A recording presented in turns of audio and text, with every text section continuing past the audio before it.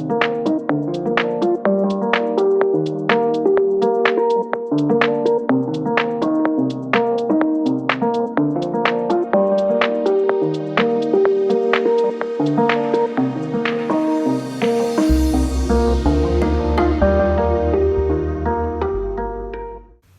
guys, welcome back to Cara's Cakes. Today I'm going to be making carrot cake sandwich cookies, and this is going to be a bake with me. Alright, so I found this recipe on Pinterest. I did not come up with it myself, so I will link it down below where I found it. And the recipe states that it makes 16 cookie sandwiches. Well, it says make 16 cookies, so I don't know if that makes 8 cookie sandwiches or if it makes 16 cookie sandwiches. We'll just have to see. Future Cara here. It did make enough. Don't double it. I'm doubling everything, but I will leave the information of how many I get and everything afterwards.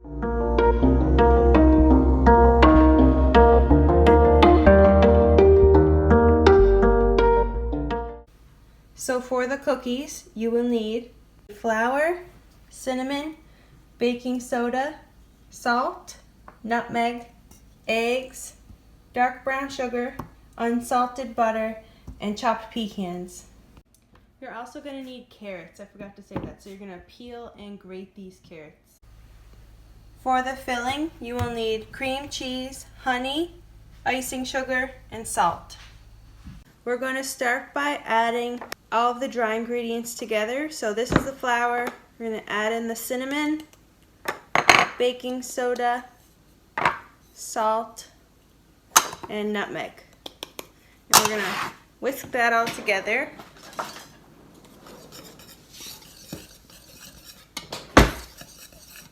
And set that aside.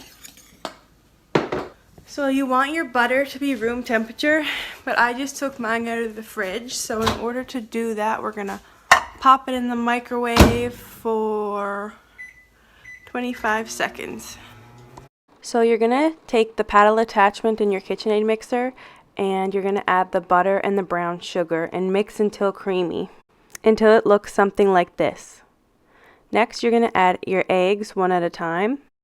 In between each egg, you can scrape down the sides just to make sure you're not leaving anything in at the bottom. So now we're going to add in a little bit of vanilla. It wasn't in the recipe, but I added 2 teaspoons. In the recipe, it did say add in vanilla, but it didn't give a measurement. Now we're going to be adding in the dry ingredients. And I just add a little bit at a time until fully incorporated. Scrape down the sides and make sure that there's no flour pockets. Make sure that the flour is completely mixed in before moving on to the next step. We're going to be adding in the grated carrots next. And it says to fold this in the recipe, so you could take it off the mixer and fold in the carrots and the pecans by hand, but I just do it very gently in the mixer.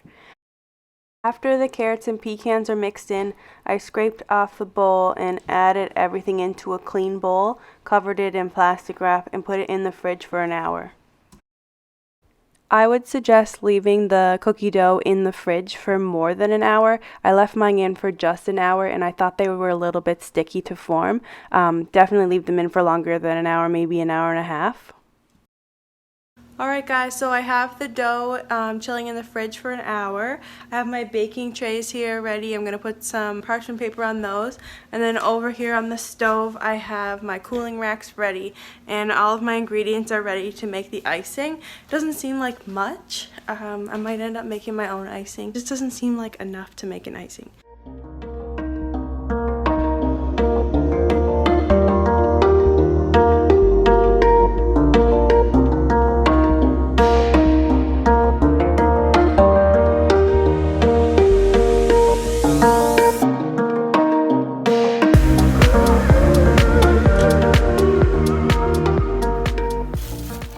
Okay guys, so the cookie dough has been in the fridge for an hour, and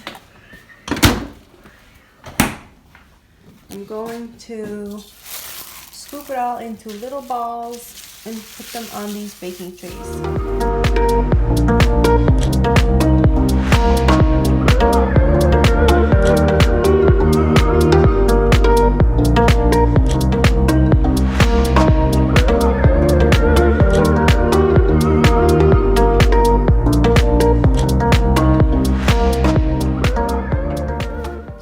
what the cookies look like before they go in the oven.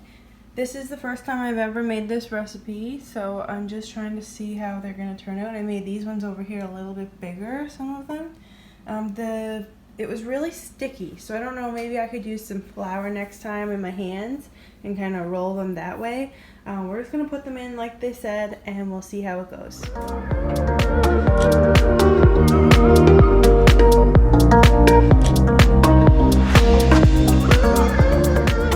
Okay, so now I'm going to use that cream cheese right there, and we're going to make the icing for the filling for these cookie sandwiches.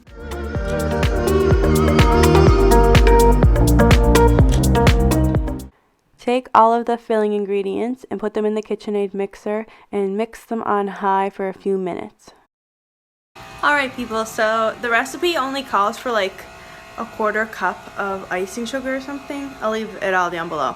But I pretty much added 1 more cup of icing sugar to it, and I might even add more because I want it to be thick enough to pipe.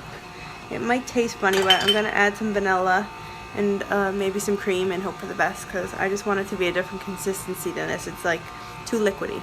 I'll show you after what comes out. Okay, so they don't look done to me. Let's see. Nope. Alexa, set timer for 5 more minutes.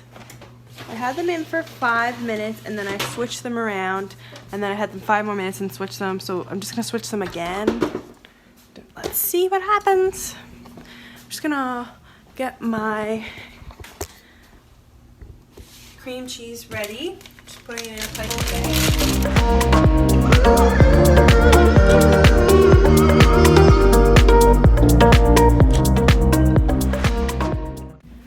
Okay, so I took these ones out of the oven. It took a lot longer than I thought they were going to take, but you can see that they're kind of brown on the bottom. They're kind of spongy, like bouncy, so we'll see how that, can you see that? Sponge. Anyway, so these ones were the smallest, so they didn't take as long. Just took these ones out of the oven. You can see that it's brown on the bottom, and there's some more in the oven that are a little bit bigger, so they're going to stay in for a minute.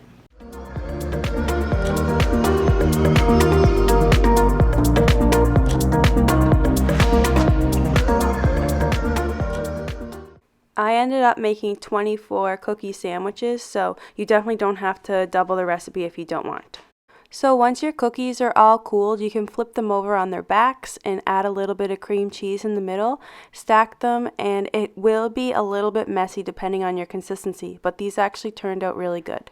If you like this video, give it a thumbs up and scroll down to hit that red subscribe button so you don't miss any new videos from me. Also, if you make these, make sure to take a picture, post them on your Instagram, and tag me at Cara Bakes Cakes.